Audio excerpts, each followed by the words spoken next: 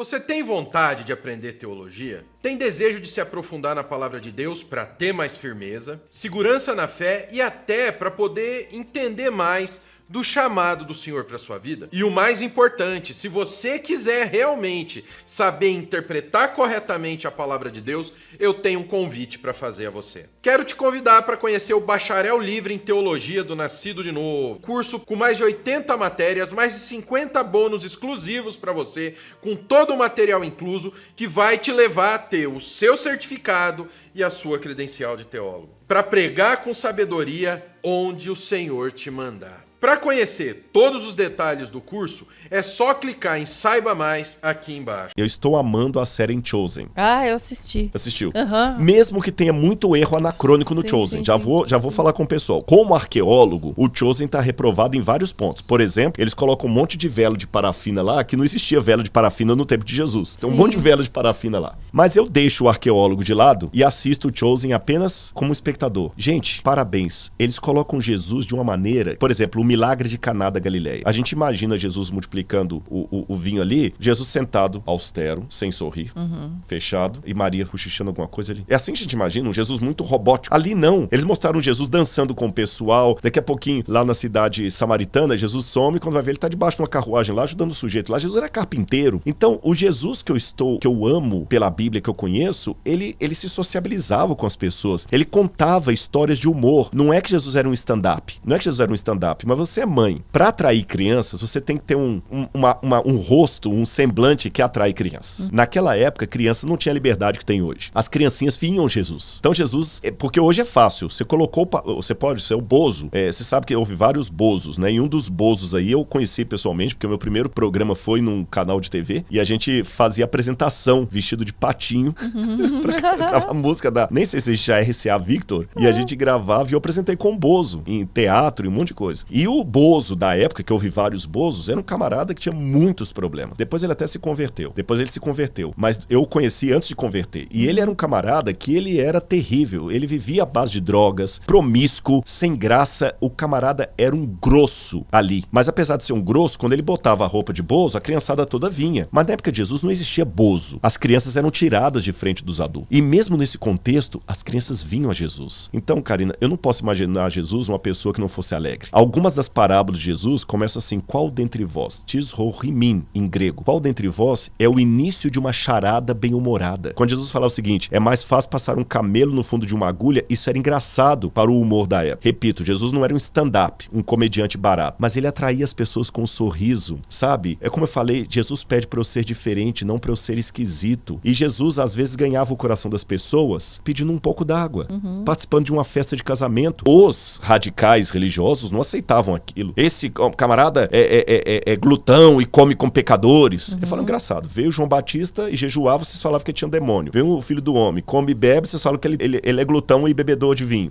né? Mas até que ponto a gente se sentir à vontade ou frequentar ambientes que às vezes não tem a ver com a nossa fé, só pra gente poder, né, sociabilizar e participar? Onde está o limite dali? Boa pergunta. É difícil. Né? Então, levado a extremo, eu vou agora ao Rock in Rio, todo mundo lá, eu tô lá com Jesus, né?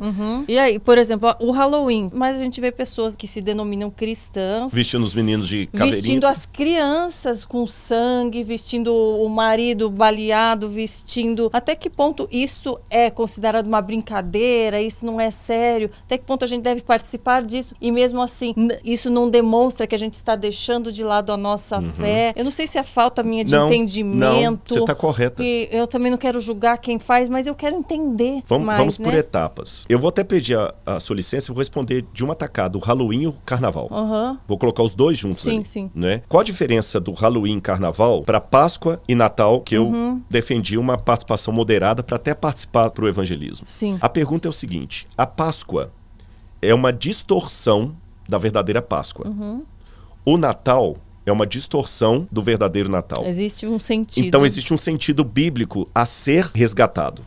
O Carnaval e o Halloween não é distorção de nada. É uma criação. É uma criação satânica. Então não há o que resgatar. A diferença para mim é muito nítida. A Páscoa, eu tenho que resgatar o verdadeiro significado da Páscoa. O Natal, eu tenho que resgatar o verdadeiro significado do Natal. Então, em que pese a Páscoa ter um invólucro pagão e o Natal também, eu vou, com sabedoria espiritual, tirar o invólucro pagão de ambas as festas para recuperar o verdadeiro sentido do nascimento e da morte de Jesus. Com relação ao Halloween e ao Carnaval, não há o que ser resgatado. O Carnaval começou com as festas de Baco, o deus do vinho. Daí vem a palavra bacanal e até foi uma coisa triste, tanto com o Carnaval como com o Halloween. Aqui foi muito triste. Aqui a igreja tentou cristianizar coisas pagãs para não perder o público pagão. Aonde você diz? No Carnaval e no Halloween. Ah, olha o sentido contrário. A Páscoa e o Natal eram cristãos e foram paganizados. Outra foi invertido. O outro era pagão que foi cristianizado. O sinônimo não é igual. Mas o Carnaval foi cristianizado? Foi. Por De quê? que maneira? Vou explicar. Lembra que eu falei que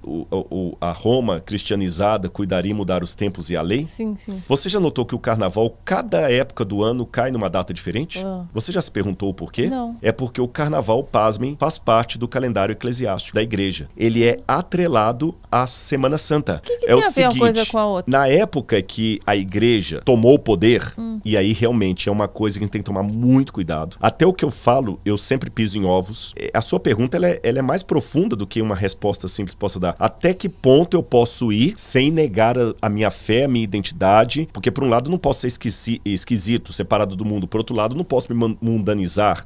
A gente tem que ter uma ajuda espiritual para saber o divisor d'águas. Para você não se vender em prol da popularidade, ou dos likes, ou dos views. Então vamos lá. A igreja tinha muitos pagãos que assustaram, que agora o mundo virou cristão, não por conversão, mas por um decreto imperial. As religiões pagãs continuaram existindo, mas elas ganharam cada vez menos espaço público. Imagine só, você estava seguindo uma religião pagã. Você estava na Basílica, que nessa época a Basílica era apenas um templo pagão. Constantino agora se converteu, se tornou cristão, e ele obriga que a igreja, que a Basílica que você frequenta se torne agora uma igreja cristã. Ou você aceita isso, você vai perder pontos com o imperador. Como muitos se vendiam, muitos se tornavam cristãos assim, não por conversão, mas por conveniência.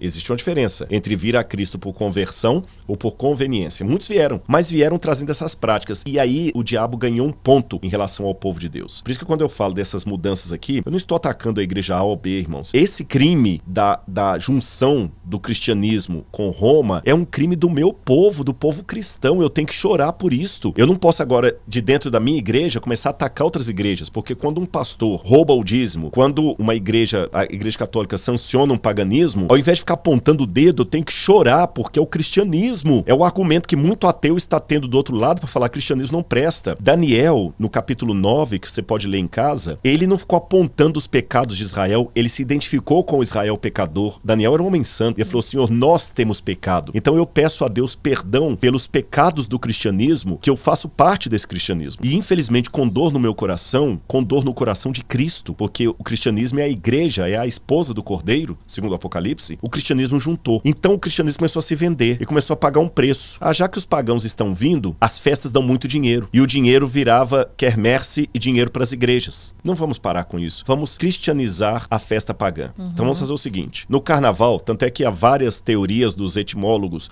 a respeito da origem da palavra carnaval. Uma delas, não a única, diz que carnaval vem de carnavale, o que vale é a carne, carnavalis, em latim, mas o que vale é soltar realmente tudo que você quer. Então a igreja colocou o seguinte: não, você pode pecar à vontade no carnaval. Só que é o seguinte, acabou o carnaval, aí vem o sábado, interessante, tem até o sábado de aleluia, porque é em homenagem a Saturno. Aí 40 dias depois do carnaval, você vai ter a Semana Santa. E durante esses 40 dias depois do carnaval, você vai ter que se penitenciar pelo que você fez no carnaval. carnaval. Pelo que você fez no carnaval. E para você obter o perdão, você tem que ter uma indulgência dada pela igreja. Uma indulgência, assim, é uma forma de domínio da religião sobre as mentes, que lá na época do século XVI se tornou uma coisa vendida mesmo, a ponto que as pessoas podiam comprar indulgência, perdão, de um pecado que ele nem cometeu.